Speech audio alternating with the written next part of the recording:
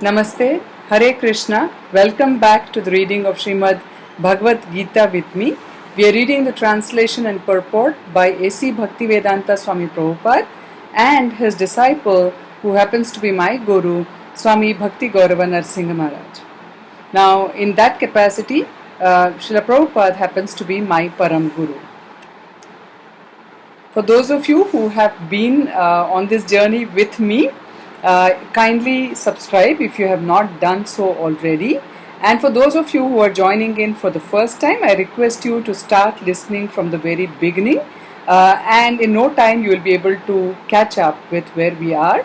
And of course, you too don't forget to subscribe and feel free to share it with anyone you think might benefit from this.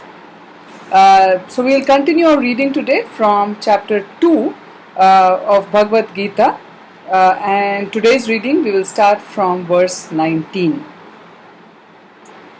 Ya emam vetti hantaram yas chainam manyate hatam ubhau tau na vijanito nayam hanti na hanyate. We are talking about the eternity of the soul and the temporary nature of the body, as is being explained by Lord Shri Krishna to Arjuna to help him understand with clarity as to what he should be doing and what kind of emotions he should give importance to and what are the kind of sentiments he should move away from while performing his prescribed duty as a Kshatriya and getting into the war. Translation: He who thinks that the living entity is the slayer or that he is slain does not understand. One who is in knowledge knows that the self slays not nor is slain. Purport: When an embodied living entity is hurt by fatal weapons, it is to be known that the living entity within the body is not killed. The spirit soul is so small that it is impossible to kill him by any material weapon, as is evident from the previous verses. Nor is the living entity killable because of his spiritual constitution. What is killed or is supposed to be killed is the body only. This, however, does not at all encourage killing of the body. The Vedic injunction is Mahim Syat Sarva Bhutani, which means never commit violence to anyone. Nor does understanding that the living entity is not killed encourage animal slaughter. Killing the body of anyone without authority is abominable and is punishable by the law of the state as well as by the law of the Lord. Arjuna, however, is being engaged in killing for the principle of religion and not whimsically. Verse 20. न जायते म्रियते वा कदाचिन नायं भूत्वा भवितवा न भूयः अजो नित्यः शाश्वतोऽयं पुराणो न हन्यते हन्यमाने शरीरे. Translation: For the soul there is never birth nor death, nor having once been does he ever cease to be. He is unborn, eternal, ever existing, undying and primeval. He is not slain when the body is slain. Purport: Qualitatively, the small atomic fragmental part of the Supreme Spirit is one with the Supreme. He undergoes no changes like the body. Sometimes the soul is called the steady or kutastha. The body is subject to 6 kinds of transformations. It takes its birth in the womb of the mother's body, remains for some time, grows, produces some effects, gradually dwindles, and at last vanishes into oblivion. The soul, however, does not go through such changes. The soul is not born, but because he takes on a material body, the body takes its birth. The soul does not take birth there, and the soul does not die. Anything which has birth also has death. And because the soul has no birth, he therefore has no past, present, or future. He is eternal, ever existing, and primeval, that is, there is no trace in history of his coming into being. Under the impression of the body, we seek the history of birth, etc. Of the soul does not at any time become old as the body does. The so-called old man, therefore, feels himself to be in the same spirit as in his childhood or youth. The changes of the body do not affect the soul. The soul does not deteriorate like a tree nor anything material. The soul has no byproduct either. The byproducts of the body, namely children, are also different individual souls, and owing to the body they appear as children of a particular man. The body develops because of the soul's presence, but the soul has neither offshoots nor change. Therefore, the soul is free from the 6 changes of the body.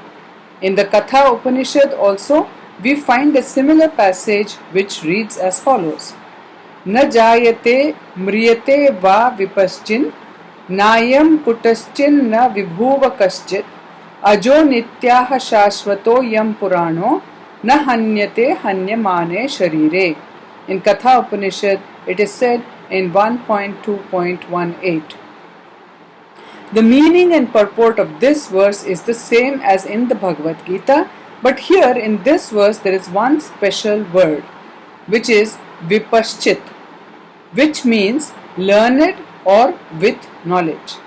The soul is full of knowledge, or full always with consciousness. Therefore, consciousness is the symptom of the soul. Even if one does not find the soul within the heart where he is situated, one can still understand the presence of the soul simply by the presence of consciousness. Sometimes we do not find the sun in the sky owing to clouds or for some other reason, but the light of the sun is always there, and we are convinced that it is therefore daytime. As soon as there is a little light in the sky early in the morning, we can understand that the sun is in the sky. Similarly, since there is some consciousness in all bodies, whether man or animal, we can understand the presence of the soul.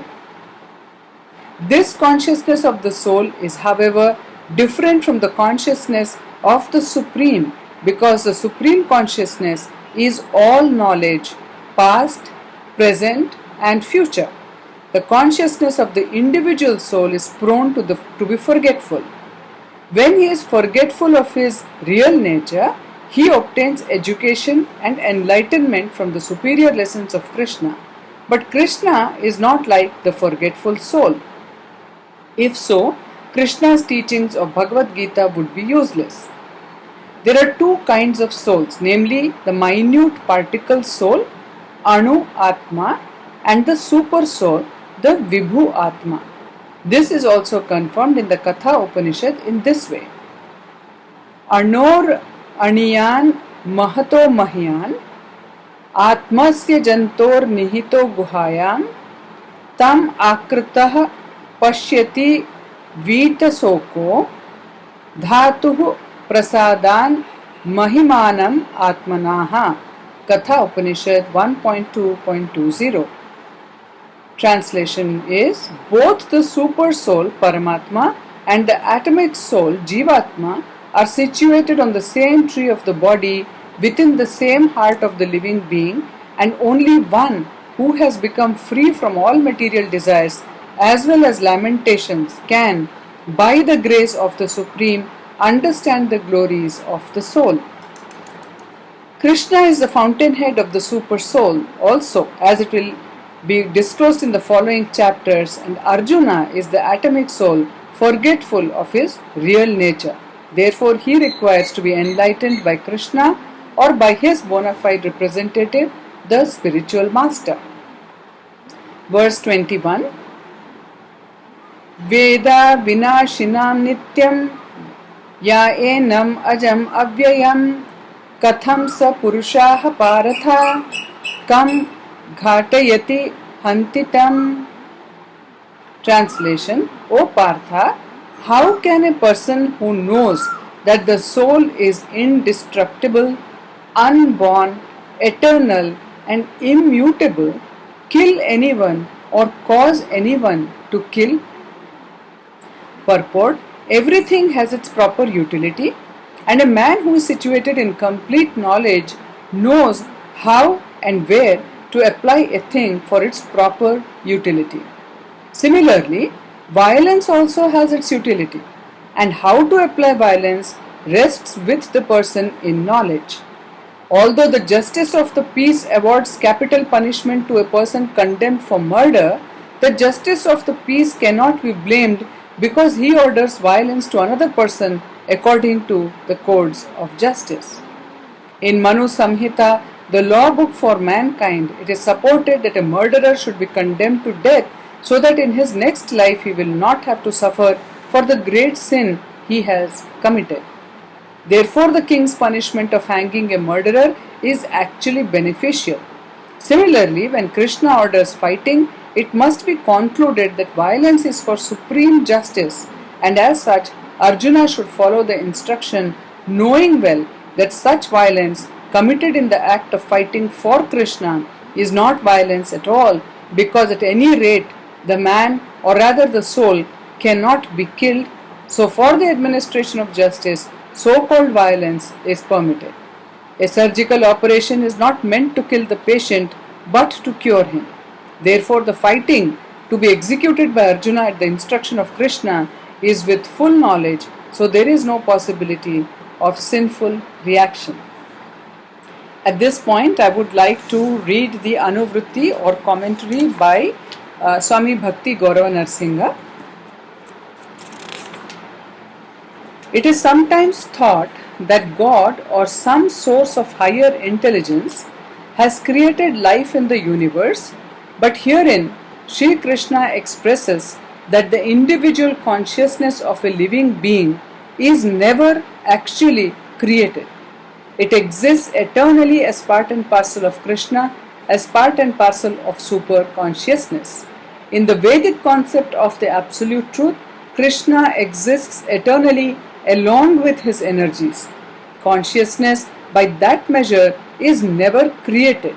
It simply exists eternally as part and parcel of the absolute truth.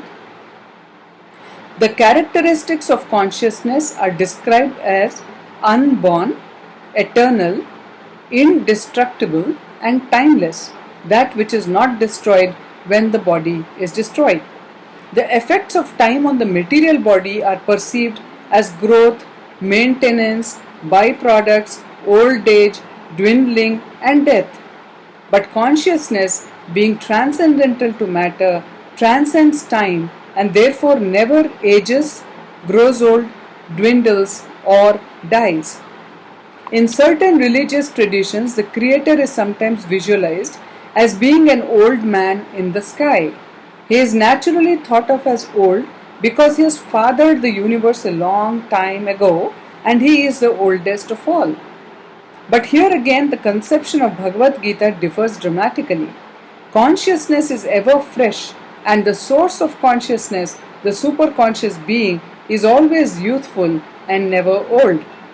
Those who are engrossed in material affairs and who ignore the wisdom of Bhagavad Gita will find it very difficult to overcome the bodily concept of life and understand the difference between matter and consciousness. With this, we'll end the reading for today, friends. Thank you for tuning in. I'll see you all again very soon. Till then, stay home, stay safe. Hare Krishna.